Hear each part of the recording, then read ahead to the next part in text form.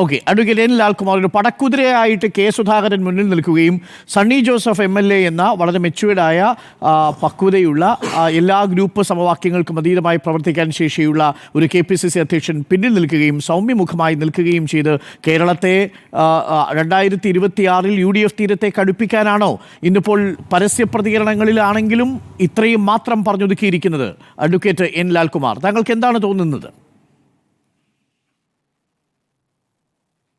അല്ല, ഇവിടെ നോക്കൂ, മറ്റിപ്പം രാഹുൽ ഗാന്ധി പറഞ്ഞാൽ പോലും അങ്ങനെ കേൾക്കാൻ സന്നദ്ധനായി നിൽക്കുന്ന ഒരാളാണ് മുൻ KPCC അധ്യക്ഷനായ കെ സുധാകരൻ എന്ന് എനിക്ക് തോന്നുന്നില്ല. കാരണം അദ്ദേഹത്തിൻ്റെ പ്രവർത്തന മണ്ഡലം കണ്ണൂരായിരുന്നു.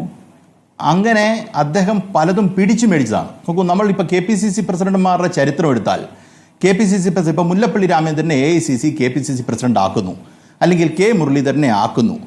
അതുപോലെ അല്ല കെ സുധാകരൻ ഇത് പിടിച്ചു മേടിച്ച ഒരു കാര്യമാണ്. കാര്യം സുധാകരൻ ഒരു വലിയ മൂവ്മെന്റ്, ഈ ശക്തമായ ഒരു നേതൃത്വം കേരളത്തിൽ വേണം, സുധാകരനെ വിളിക്കൂ, കോൺഗ്രസിനെ രക്ഷിക്കൂ എന്ന മുദ്രാവാക്യം കോൺഗ്രസ്സുകാർ ഒരുപാട് പേര് വിളിച്ച് ഇത് പിടിച്ചു മേടിച്ചെടുത്താണ്, തട്ടിപ്പറിച്ചെടുത്താണ്. പലർക്കും ആ പോസ്റ്റിനോട് താല്പര്യം ഉണ്ടായിരുന്ന ഒരു പോസ്റ്റിനെ തട്ടിപ്പറിച്ചെടുത്താണ്. ആ തട്ടിപ്പറിച്ചതിനെ പെട്ടെന്ന് വിട്ടുകൊടുക്കാൻ അദ്ദേഹം തയ്യാറല്ലായിരുന്നു. നോക്കൂ, അദ്ദേഹം ഇപ്പോൾ പറയുന്നത് ഈ വിഷയം അദ്ദേഹത്തിൻ്റെ മാറ്റവുമായി ബന്ധപ്പെട്ട് ഒരു ചർച്ചയും ഇത് നടന്നിട്ടില്ല എന്നുള്ളതാണ്.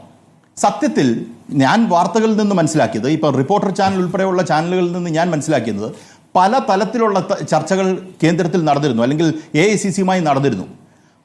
ഞാൻ അത്ഭുതപ്പെടുന്നത്, ഈ പറയുന്ന ഒരാളെ പല സംസ്ഥാനങ്ങളിലും പലരെ മാറ്റാൻ അവർ തീരുമാനിച്ചിട്ടുണ്ട്. കേരളത്തിലേക്ക് വരുമ്പം എന്താണ് സുധാകരൻ്റെ കയ്യിലിരുന്ന ആയുധം എന്നൊരു ചോദ്യമുണ്ട്. സുധാകരൻ നല്ല വൃത്തിയായി അവിടെ നെഗോഷിയേറ്റ് ചെയ്തിട്ടുണ്ട്. ആ നെഗോഷിയേഷൻ അദ്ദേഹത്തിൻ്റെ പോയിന്റ്സ് അദ്ദേഹം വ്യക്തമായി വെച്ചിട്ടുണ്ട്. അതുകൊണ്ടാണ് മറ്റാർക്കും ഇല്ലാത്ത രീതിയിലുള്ള ഒരു ബിറ്റ് ഫെയർവെൽ അദ്ദേഹത്തിന് കിട്ടിയത്. എനിക്കൊരു സംശയമില്ല കാര്യത്തിൽ. കാര്യം സുധാകരനെ ഭയക്കത്തക്ക രീതിയിൽ ഒരു ആയുധം സുധാകരൻ എടുത്ത് പുറത്തു വെച്ചിട്ടുണ്ട്, ഒരു സംശയവുമില്ല. നോക്കൂ, സുധാകരൻ്റെ ആദ്യത്തെ ഘട്ടത്തിലെ സ്റ്റേറ്റ്മെൻറ്റിനകത്ത് നോക്കണം. അരുൺ വാർത്താമാധ്യമ പ്രവർത്തനല്ലേ, അദ്ദേഹം പറയുന്നത് എന്നെ മൂലക്കിരുത്താൻ നോക്കുന്നു. ആർക്കാണ് KPCC അധ്യക്ഷനെ മൂലക്കിരുത്താൻ പറ്റുക? ഇപ്പം നിങ്ങളുടെ ചാനലിനകത്ത് അരുൺകുമാറിനെ ആർക്കാണ് മൂലക്കിരുത്താൻ പറ്റുക? ആർക്കും പറ്റില്ല. പറ്റുകയാണെങ്കിൽ താങ്കളെക്കാട്ടിലും മുകളിൽ പവറുള്ള ഒരാളായിരിക്കണം, അല്ലേ? കേരളത്തിൽ അങ്ങനെ മേളിൽ പവർ, സുധാകരനെക്കാട്ടിലും മേളിൽ പവർ ഇരിക്കാൻ ഉള്ള ആൾക്കാർ ആര്? കോൺഗ്രസിനകത്ത് ശ്രമിക്കുന്നത് ആര്? രാഷ്ട്രീയ ചർച്ചയ്ക്ക് പോലും തയ്യാറാവുന്നില്ല എന്നാണ് പറഞ്ഞത്. കറക്റ്റ്. അപ്പൊ പോയിന്റിലേക്ക് വന്നു. KC വേണുഗോപാലും ഈ പറയുന്ന സതീഷിനും ചേർന്ന് അവരുടെ ഒരു നെക്സസ് സുധാകരനെ സൈഡ് ലൈൻ ചെയ്യാൻ ശ്രമിക്കുന്നു. ആ സൈഡ് ലൈൻ ചെയ്യാൻ ശ്രമിക്കുന്ന സമയത്ത് തന്നെ ഒരു മ്യൂട്ട് സ്പെക്ടേറ്ററായി നിന്ന് ഈ വിഷയത്തിൽ ഒന്നും പ്രതികരിക്കാത്ത രമേശ് ചെന്നിത്തലയുടെയും എന്നാൽ പ്രതികരിച്ചുകൊണ്ട് K മുരളീധരന്റെയും സപ്പോർട്ട് സുധാകരൻ ഉറപ്പിക്കുന്നു.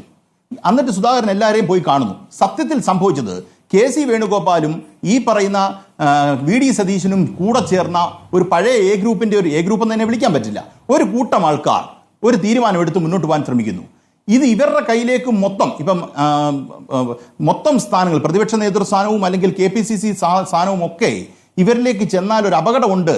ഇപ്പം രമേശ് ചെന്നിത്തലയെ പോലുള്ള ആൾക്കാരുടെ രാഷ്ട്രീയ ജീവിതം ഏതാണ്ട് അവസാനിക്കുന്ന ഘട്ടത്തിലേക്ക് മാറുമെന്ന് ഉത്തമ ബോധ്യമുള്ളവരാണ് അപ്പുറത്ത് മ്യൂട്ട് സ്പെക്ടേറ്ററായിട്ട് നിന്ന് ഈ പറയുന്ന സൈലന്റ് സപ്പോർട്ട് കൊടുത്തത്.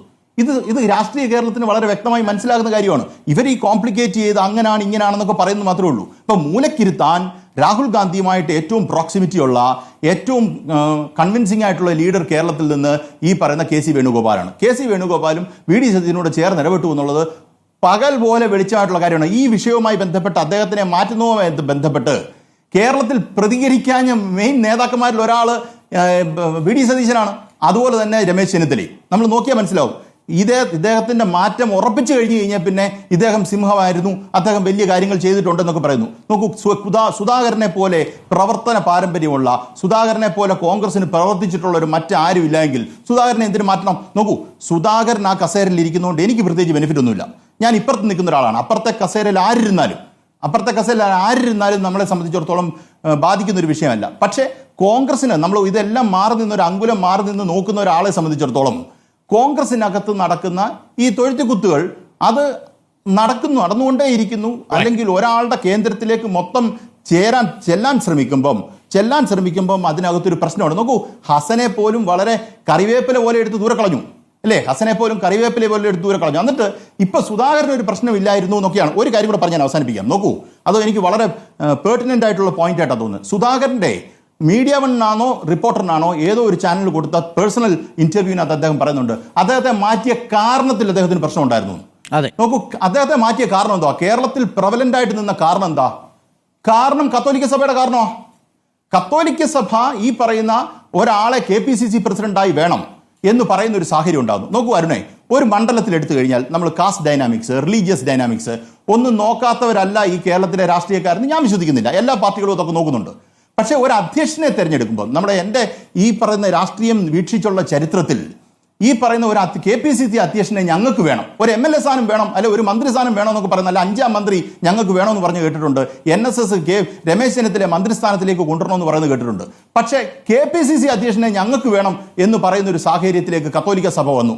കേരളത്തിലുള്ള ആൾക്കാർ വരെ വെള്ളപ്പുകയാണോ വരുന്നത്, കറുത്ത പുകയാണോ വരുന്നതെന്ന് നോക്കി നിൽക്കുന്ന സാഹചര്യം ഉണ്ടായി. യഥാർത്ഥത്തിൽ അതിനെ ബാലൻസ് ചെയ്യാൻ അവർ ചെയ്തത് മറ്റുള്ള കമ്മ്യൂണിറ്റി എല്ലാം വെച്ച് ബാലൻസ് ചെയ്തു.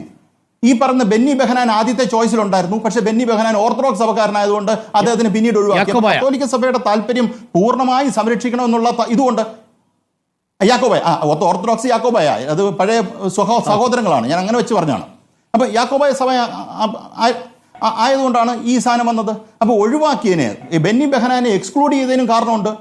അതാണ് യഥാർത്ഥത്തിൽ സുധാകരനും ദേഷ്യം വരുന്നത്. നോക്കൂ, അദ്ദേഹം ഇന്ന് പറയുന്നുണ്ട് ഞാൻ ഈഴവ സമുദായത്തിൽപ്പെടുന്ന ഒരാളല്ലേ.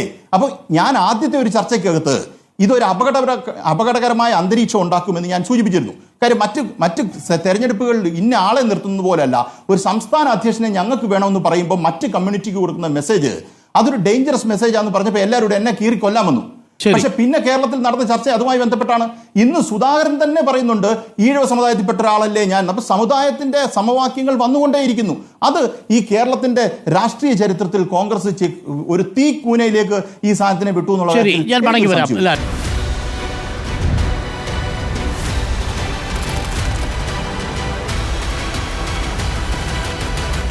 Debate with Dr. Arun Kumar.